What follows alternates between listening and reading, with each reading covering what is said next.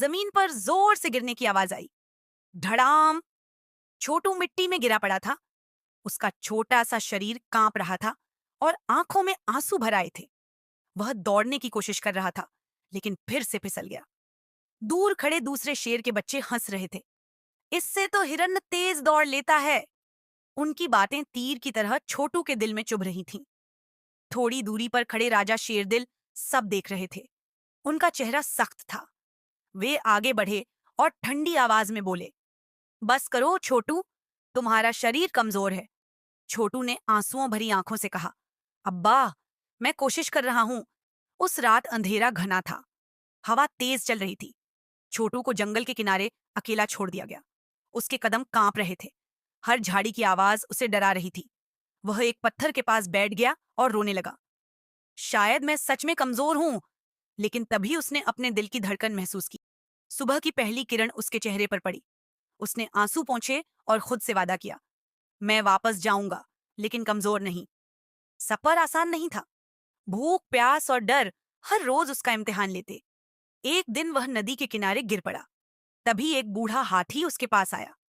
हाथी ने प्यार से कहा, उठो छोटे शेर। छोटू ने धीमी आवाज में पूछा, अगर मैं ताकतवर नहीं बन सका तो? हाथी मुस्कुराकर बोला, ताकत सिर्फ शरीर में नहीं होती, हिम्मत में होती है। हर दिन थोड़ा थोड़ा बेहतर बनो। उस दिन से छोटू ने नई शुरुआत की। वह रोज सुबह जल्दी उठता। पहले छोटी दौड़ लगाता, फिर लंबी। नदी के किनारे संतुलन बनाना सीखता। बड़े पत्थरों को धक्का देता। जब गिरता, फिर उठता। हर बार गिरना उसे उस दिन की याद दिलाता जब सब उस पर हंस रहे थे। और हर बार वह पहले से ज्यादा मजबूत बन जाता। महीने बीत गए। उसका शरीर मजबूत हो गया। उसकी दहाड़ गूंजने लगी। एक शाम वह पहाड़ी पर खड़ा था जब उसने अपने पुराने जंगल की ओर देखा। अचानक धुआं उठता दिखाई दिया। फिर आग की लपटें। जंगल जल रहा था। उसका दिल घबरा उठा। मेरा घर! वह चाहता तो अनदेखा कर सकता था, लेकिन उसके दिल ने कहा, वहीं से तुमने सब सीखा है। वह बिजली की तरह दौड़ा। जंगल में अफरा तफरी मची थी। जानवर इधर उधर भाग रहे थे। आग हवा से और फैल रही थी। राजा शेरदिल भी परेशान थे। तभी एक जोरदार दहाड़ गूंजी। रुको! सबने देखा। आग के सामने एक ताकतवर शेर खड़ा था। वह छोटू था। सब मिलकर काम करो, उसने आदेश दिया। हाथी पानी लाए, बंदर ऊपर से चिंगारियां बुझाए, हिरन बच्चों को सुरक्षित जगह ले जाए। उसकी आवाज में इतना विश्वास था कि सबने तुरंत उसकी बात मानी।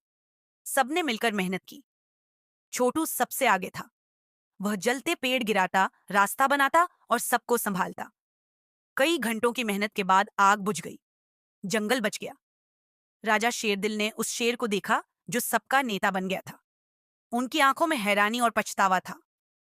राजा ने सिर झुका लिया। मुझसे गलती हो गई।